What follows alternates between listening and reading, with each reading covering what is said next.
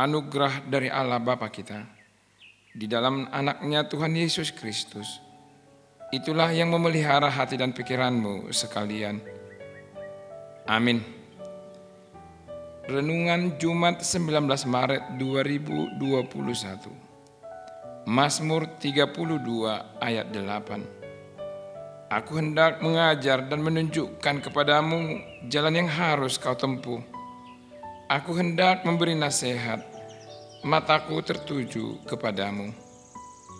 Huparohai jala hupudai peho tarengok tudala sidalanamu.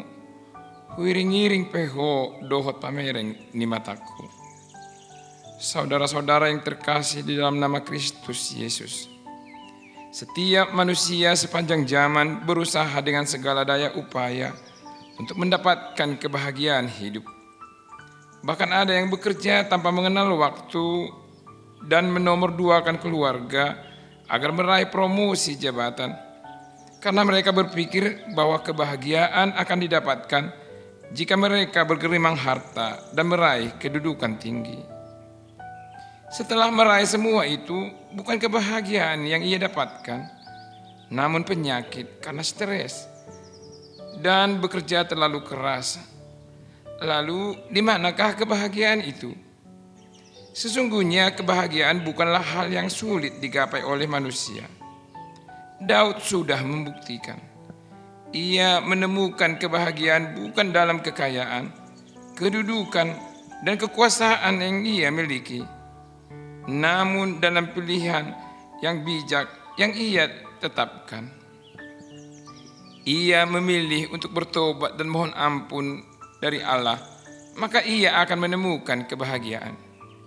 Ia memilih untuk menggantungkan hidupnya kepada Allah, walaupun tekanan dan kesulitan tetap melandanya. Ia tidak sendiri, sebab Allah lah tempat perlindungannya. Sesuai nas hari ini, pemazmur menemukan kebahagiaan dengan memilih untuk menaati perintah Allah.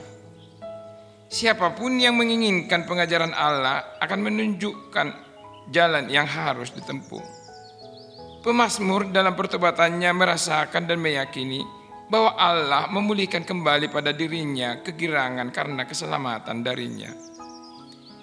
Ia mengajarkan jalan-jalannya kepada orang-orang yang melakukan pelanggaran.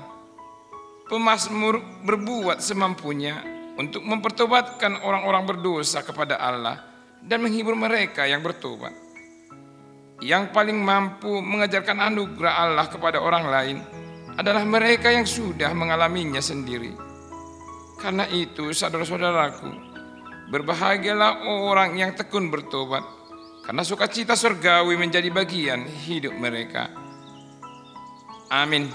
Selamat beraktivitas, Tuhan memberkati.